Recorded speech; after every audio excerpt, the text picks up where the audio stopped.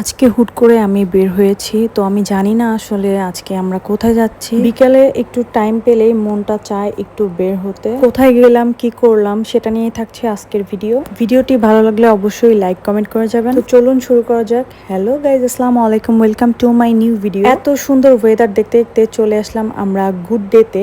এটা আমার বাসা থেকে বেশ খানিকটা দূরে। গুড ডে হচ্ছে একটা ফুড অ্যান্ড ফ্যামিলি পার্ক। এখানে টিকিট ছিল পার পার্সন 20 টাকা করে। তো আমরা ভিতরে আস্তে আস্তে ঢুকে গেলাম। আমার টুনটুনি পাখিটা আগে আগে দৌড়াচ্ছে। আমরা যেই টাইমটাতে এসেছি বিকালও না সন্ধ্যাও না, এরকম একটা মাঝামাঝি টাইমে 2-3টা ছবি তুলতে তুলতেই আমাদের সন্ধ্যা হয়ে গেছে। এখন আমি আপনাদের পুরো প্লেসটাই ঘুরে দেখাবো। যারা হবিগঞ্জ বা শায়েস্তাগঞ্জে থাকেন তারা এখানে চলে আসতে পারেন। জায়গাটা অনেক বড় আর দেখতে অনেক সুন্দর। মুন্সিগঞ্জে যেই কাঠের বাড়িগুলো পাওয়া যায় সেগুলো দিয়ে ওরা মেন টাউনটা করেছে। সামনেই ওরা একটা পুল রেখেছে এখানে, আর তার সাইডেই ডান সাইডে অনেক বাচ্চাদের খেলার জায়গা আছে। যেহেতু আমার ছোট মেয়ে, এজন্য আমরা প্রথমেই দেখছিলাম ও টাইপের কিছু খেলনা এখানে আছে কিনা। এখানে যে কোনো খেলনাতে উঠতে গেলেই 30 টাকা থেকে শুরু। বাচ্চাদের যে খেলনার এই সেকশনটাতে সেটাই আমরা গেলাম ফার্স্টে।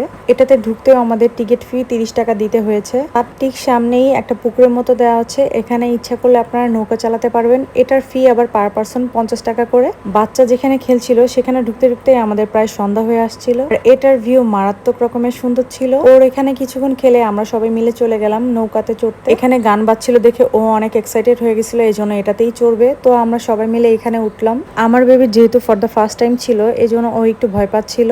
এটা থেকে ভিউ আরো ভালো লাগছিল দেখতে। ওদের এখানে জায়গাটা অনেক বড়, আরো কিছু কাজ বাকি আছে। ওরা আরো কিছু খেলনা অ্যাড করবে বাচ্চাদের জন্য। সাইডেও হচ্ছে ওদের ট্রেন ছিল, ছোটরা ভয় পেলে গার্জিয়ানও উঠতে পারবে এখানে। এখন আমরা চলে যাই ভিতরে মেন টাউনটাতে। ভিতরে ওদের সুন্দর করে ফুল দিয়ে ডেকোরেশন করা ছিল। আমরা নিচে ঘুরে উপরে চলে যাই। যেহেতু এটা সম্পূর্ণই কাঠের তৈরি, সিঁড়িগুলোতে অত ব্যালেন্স ছিল না, আর উপরে অনেক গরম লাগছিল, এজন্য আমরা উপরটা কোন রকম ঘুরে ওদের বারান্দার সাইডেও আমরা দেখছিলাম। এই সাইডেও ওরা অনেক কাজ করবে, এই কাজই সবকিছুই বাকি আছে। উপরে 2 তলা থেকেও ভিউটা অনেক সুন্দর লাগছে। এরপর আমরা মেনু দেখি যে কি কি অর্ডার করা যায়। এখানে ওদের অনেক খাবারই অ্যাভেলেবেল ছিল না, তাই আমরা এখান থেকে চাউমিন, বার্গার, শর্মা অর্ডার করি। খাবার অর্ডার করে আমরা চলে যাই হচ্ছে বেবিকে আরেকটু ঘোরাতে। এখানে বিমান ছিল, ট্রেন ছিল, সাথে ঘোড়াও ছিল। ও বলছিল ট্রেনে উঠবে। ডেকোরেশনের জন্য ওরা ডলফিনও দিয়েছিল। তো এক সাইডে দেখলাম অলরেডি ব্যাঙ ঢুকে গেছে।